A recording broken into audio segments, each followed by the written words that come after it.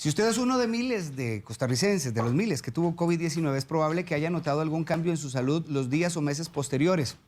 Datos indican que 7 de cada 10 pacientes diagnosticados continúan con síntomas o secuelas del virus después de la recuperación. Le menciono algunos: fatiga, falta de aire, dolor de cabeza, incluso hasta complicaciones más serias como fibrosis pulmonar, trombos y problemas del corazón. De allí la importancia de realizarse un chequeo básico post-COVID para saber en qué condición se encuentran sus órganos. El médico internista Iván Cafarella nos acompaña esta mañana vía Zoom para conversar sobre el tema. Y si usted tiene una consulta, ya sabe que las vías de comunicación son Facebook y un vídeo de WhatsApp al 6087-7777. Doctor, muy buenos días, qué gusto saludarlo. Hola, muy buenos días. Un placer, doctor. Gracias primero por su tiempo y por esperarnos para este tema que me parece es muy importante para todos, dada la cifra tan alta de costarricenses que han padecido de COVID. Y antes, doctor, me gustaría primero que usted nos ayude a recordar cuáles son los principales órganos que se ven afectados cuando el paciente tiene COVID.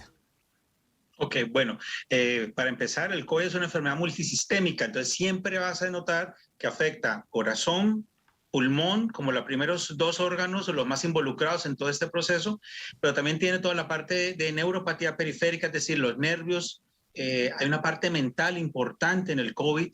Existe también una parte gastrointestinal, eso es lo que es todo tubo digestivo, estómago, intestino. La parte musculoesquelética, músculo, tendones. Entonces, vieras que es una enfermedad que afecta muchos órganos, pero principalmente corazón, pulmón. De hecho, doctor, esa es una de las preguntas que muchas personas se plantean: ¿por qué, tratándose de una enfermedad respiratoria, el corazón tiene un impacto después del COVID tan severo? Sí. Omar, mira, vieras que cuando un paciente con COVID, siempre tienes que pensar en que la respuesta inflamatoria que tiene es tan severa que no solamente afecta el pulmón o la vía aérea es por donde entra el virus, se distribuye en el cuerpo y lo que genera es una respuesta inflamatoria. La gente a veces confunde esto, pero yo siempre les doy un poquito de ejemplo. Cuando uno le da gripe y le da la carraspera, lo que era, a uno le duelen los huesos, le duele el cuerpo. Bueno, digamos que eso es en COVID, pero un poco más potenciado cuando hay un COVID grave. Entonces resulta que en la presencia de un COVID, el corazón también se puede lograr inflamar y hay un montón de fenómenos dentro de los vasos sanguíneos que generan esa afectación también del corazón, que es la famosa trombosis, que tal vez podremos hablar ahora más adelante. Claro, en otras dos áreas me parece que es importante analizar cuál es el impacto del COVID y le planteo a nivel circulatorio, doctor, de esto que usted está hablando también, de la formación de trombos, y a nivel de la vista, ¿cuál es el impacto también que el paciente tiene ante el COVID? Bueno, una de las cosas que más hemos visto con COVID es la famosa trombosis. Hay tanta respuesta inflamatoria que el organismo genera un desarrollo de unos trombos, de unos coagulitos, ¿sí?, que se disparan a diferentes partes del cuerpo y eso afecta en diferentes órganos. No solo el pulmón, sino también puede afectar el cerebro, puede afectar articulaciones, músculo, otros órganos como los riñones. Y entre esos, acordemos que el ojo está muy lleno de vasos sanguíneos y obviamente puede haber una microtrombosis de esas arterias que llegan, le llevan el oxígeno, los nutrientes al ojo. Entonces, tomando eso como cuenta, la microtrombosis va a afectar también la parte visual y obviamente los otros órganos por ende. Es decir, entre la presencia de los trombos van a afectar toda la parte de lo que hay, donde exista microcirculación. Tomando todo esto en cuenta, doctor, y con base en la observación que usted ha hecho a lo largo de estos 2 años también, ¿qué tan usual es que el paciente presente secuelas después de haber tenido COVID?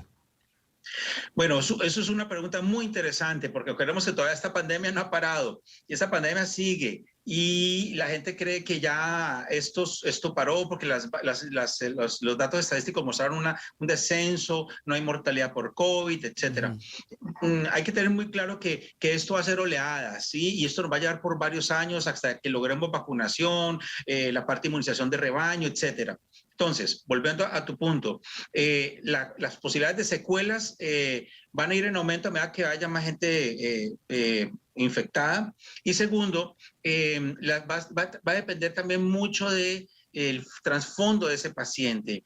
¿Qué tiene? Tiene una enfermedad pulmonar crónica, tiene una enfermedad cardiovascular crónica, es hipertenso, diabético, etcétera. Entonces, dependiendo de lo que tenga ese paciente de trasfondo, así es como se van a presentar más esas secuelas como tal. No tenemos una data clara en este momento de cuáles son las secuelas porque todavía estamos en este proceso. Sin embargo, se está hablando de que puede perfectamente hablar más o menos alrededor de un 3 a un 5% de los pacientes que han tenido COVID con secuelas severas a largo plazo, sobre todo fibrosis pulmonar, que es lo que más estamos viendo, enfermedad cardiovascular que se llama miocarditis o inflamación crónica del corazón, eso genera arritmias, etcétera, y trastornos muy severos de la parte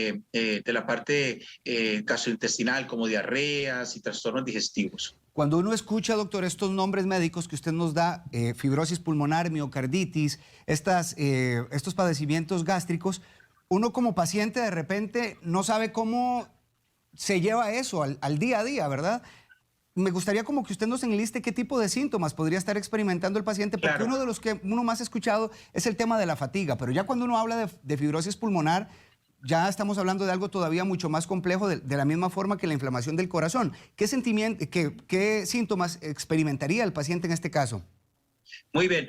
Vieras que la mayoría de los pacientes lo que más van a percibir y dice con la palabra clave, fatiga. El cansancio es el síntoma número uno de estos pacientes, que se puede generar simplemente por el efecto del COVID como tal, pero también puede generarse por alguna enfermedad de trasfondo que tenga. Entonces, un paciente de pronto diabético que tuvo COVID, puede ser que su neuropatía, su trastorno de los nervios le afecte más, entonces su cansancio se va a ver más manifiesto. Con respecto a lo que hablábamos de la fibrosis pulmonar, hay tanta inflamación que se produce en el COVID, que son las famosas neumonías organizadas, todos esos cambios inflamatorios, todo ese montón de parches blancos que uno logra ver en los pacientes con COVID, que eso lo que genera a largo plazo es una cicatriz a largo plazo que va a generar menor áreas donde se intercambia el oxígeno dentro del pulmón.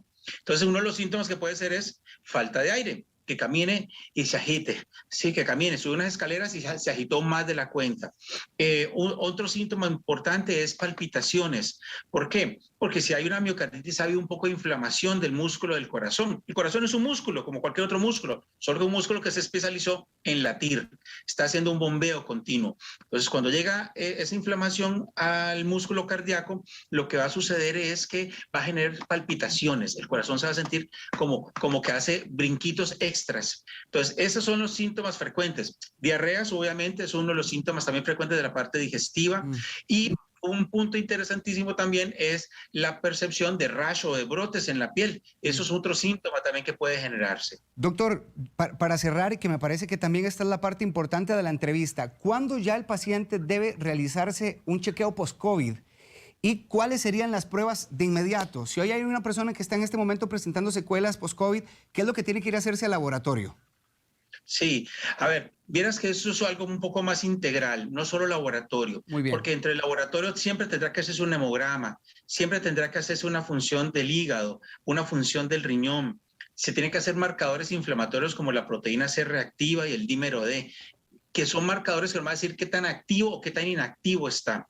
Y un punto importante, siempre un electrocardiograma, porque el electrocardiograma es lo básico, mínimo para yo evaluar el corazón. Óptimo, pudiéramos hacer una radiografía de tórax, ¿ya? Ahora, acordémonos que hemos clasificado el COVID en COVID leve, moderado y severo. Si yo tuve un COVID leve, posiblemente mis secuelas no van a ser casi ninguna. Si tuve un COVID moderado, incluso requirió hospitalización, entonces mis requerimientos van a ir subiendo en cuanto a chequeo. Y si tuve un COVID severo, donde tuve que estar intubado en ventilación mecánica un tiempo X, entonces mis estudios van a ser todavía mucho mayores, ¿me entiendes? Claro. Entonces va a depender de dónde estuvo mi grado de COVID, en lo que yo voy a necesitar. Pero los que te mencioné son los exámenes básicos para una persona que tuvo un COVID leve a un COVID moderado. El paciente, muy claro esto, doctor, el paciente asintomático debería también en algún momento realizarse un chequeo post-COVID si comienza a experimentar secuelas. Claro, porque acuérdate que hubo un porcentaje de pacientes interesantísimos que tuvieron COVID y no tuvieron mayores síntomas. Claro. Y entonces esos pacientes son los que podrían generar de uno a otro un hallazgo a futuro. Acordémonos, Omar, que esta enfermedad tiene 2 años de estar en el planeta. Los coronavirus han estado con nosotros por siglos de los siglos. Es parte de las gripes habituales, pero este coronavirus es nuevo para nosotros. Por eso es que nos ha golpeado tanto. Entonces, como es algo nuevo, no sabemos qué es lo que está generando posterior. Entonces, pacientes incluso que no estuvieron sintomáticos deberían de hacerse un test y un seguimiento y un control, porque no sabemos cuáles son las secuelas que vamos a tener con este virus a futuro. Yo esperaría que ninguna, pero siempre es bueno. Y sobre todo si ha habido una comorbilidad, es decir, es paciente diabético, es un paciente hipertenso, es un paciente que tiene asma, que tiene un EPOC, una enfermedad pulmonar de fondo, etcétera. Algo que tenga de trasfondo, una enfermedad inmunológica. Entonces, ese tipo de pacientes debería perfectamente hacer un buen control después de haber sospechado que tuvo COVID, o si lo tuvo confirmado por una prueba de PCR, pues con mayor razón. 9:43 de la mañana. Doctor, le agradezco muchísimo este tiempo. Así ha sido escueto, pero muy puntual la información, que me parece interesante, importante. Recuerde que usted puede repasar la entrevista con el doctor Iván Caffarella dentro de un ratito. Y doctor, gracias a usted por su tiempo, por esperarnos para desarrollar el tema. Con muchísimo gusto, Mari. Para todos, mi último consejo, sí. Vacúnense.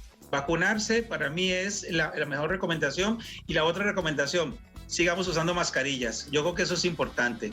Esas serán mis 2 recomendaciones. Indudablemente, seguirnos cuidando, y aquí lo esperamos en la casa, doctor. Gracias, hasta luego. Hasta luego, doctor.